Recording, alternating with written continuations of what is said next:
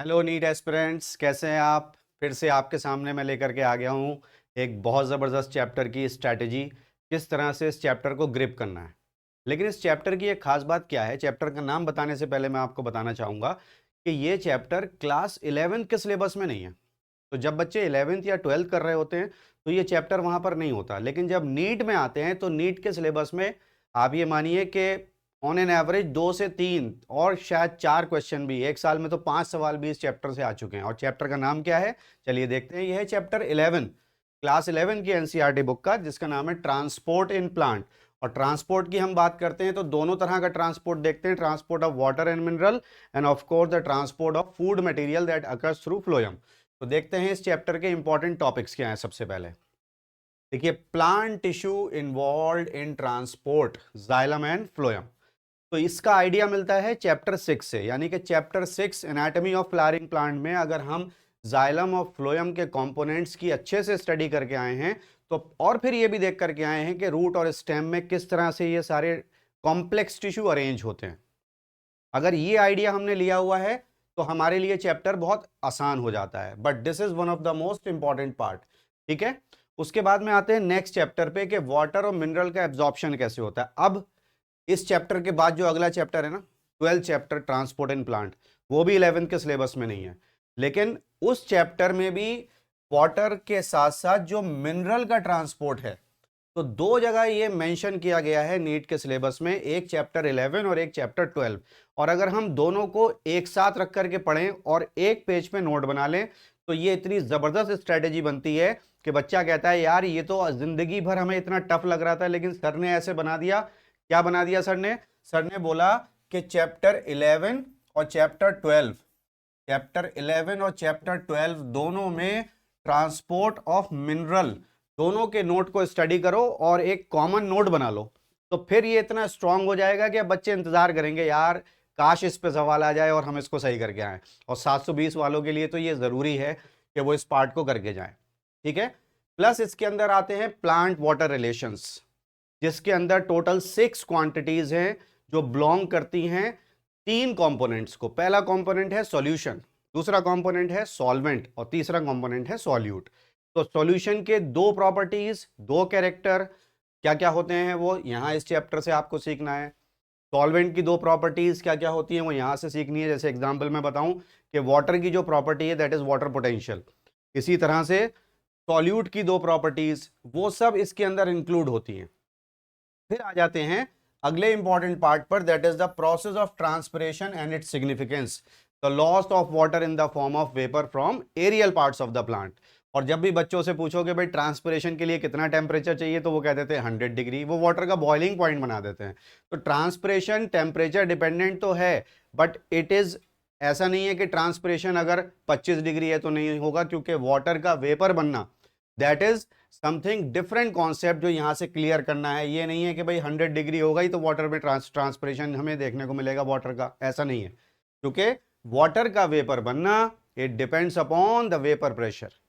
ठीक है, that is the most important part and of course the surface area provided to that particular water. तो leaves के characters यहां पर सीखने बहुत जरूरी हैं। फिर इसके बाद में जब वाटर एब्जॉर्ब हो जाएगा तो किस तरह से वो एरियल पार्ट्स में जा रहा है, एसेंट ऑफ सैप में हम पढ़ते हैं। इस टॉपिक का नाम एनसीईआरटी में दिया हुआ है water movement up a plant, that is called ascent of sap. Ascent का मतलब होता है ऊपर जाना, असेंडिंग, और सैप होता है वाटर ऑफ डिसॉल्व्ड मिनरल्स। तो यही एसेंट ऑफ सैप एनसीईआरटी में टॉपिक का नाम है water movement up a plant. इसकी मैकेनिज्म कर लेना बच्चों, this comes under very very important part. और उसके बाद में types of transport, of course ये तो वो टॉपिक है जो सेल मेम्ब्रेन में भी पढ़ना है और चैप्टर 11 में भी पढ़ना है। और मैं बच्चों से हमेशा ये बात बोलता हूं कि यार आप क्यों नहीं समझते बच्चों, यू आर फाइटर्स। और फाइटर्स को ये देखना चाहिए कि जो चीज एनसीईआरटी में 2 या 3 जगह लिखी हुई है उसको हम एक पेज पे लिख लें, बायोलॉजी की स्पेशल कॉपी बना लें, बीएससी बना लें, बायोलॉजी स्पेशल कॉपी, और इसके अंदर हम वो पॉइंट्स लिखेंगे। मान लो 50 पेज हमने कर लिए तो एक पेज पे हम वो लिख दें कि भाई ये टॉपिक है ट्रांसपोर्ट, एक्टिव और पैसिव ट्रांसपोर्ट, ये 3 जगह लिखा हुआ है, तो तीनों जगह से उठा करके एक जगह पे लिख दें तो वो एक पेज बन जाएगा। ऐसे ऐसे अगर 50 पेज हमने बना लिए तो 50 क्वेश्चन तो नीट के इसमें से आ जाएंगे, 720 ऐसे आते हैं, और हम बायोलॉजी में 360 से कम की बात नहीं करते हैं, 99 परसेंटाइल की बात करते हैं, 99.99। ऑलराइट बच्चों, चलिए मूव करते हैं अब इस चैप्टर के इजी टॉपिक्स की तरफ। इजी टॉपिक्स में बच्चों प्लांट टिश्यू जाइलम और फ्लोएम, ये आसान है क्योंकि हम ऑलरेडी चैप्टर 6 से पढ़ के आए होते हैं, तो चैप्टर 11 में हमें एक बार सिर्फ रिवाइज करना होता है, ठीक है। Then types of transport in plant, passive and active transport, मैंने बताया कि हम chapter 8 cell membrane, cell the unit of life से पढ़ करके आते हैं, तो वहां पर आसान हो जाता है। एक्टिव ट्रांसपोर्ट और पैसिव ट्रांसपोर्ट, पैसिव ट्रांसपोर्ट जो हायर टू लोअर कंसंट्रेशन हो रहा है, और एक्टिव ट्रांसपोर्ट जो लोअर टू हायर कंसंट्रेशन हो रहा है।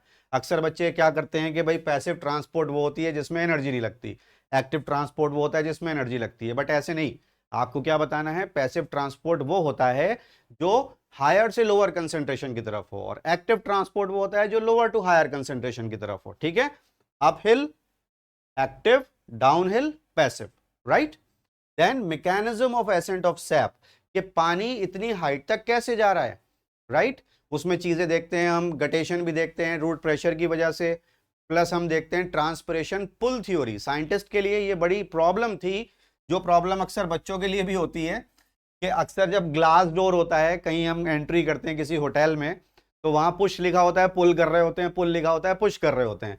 तो ट्रांसपिरेशन के मैकेनिज्म के लिए भी साइंटिस्ट को यही प्रॉब्लम थी, वो ये जानना चाहते थे कि ये पुल है या ये पुश है।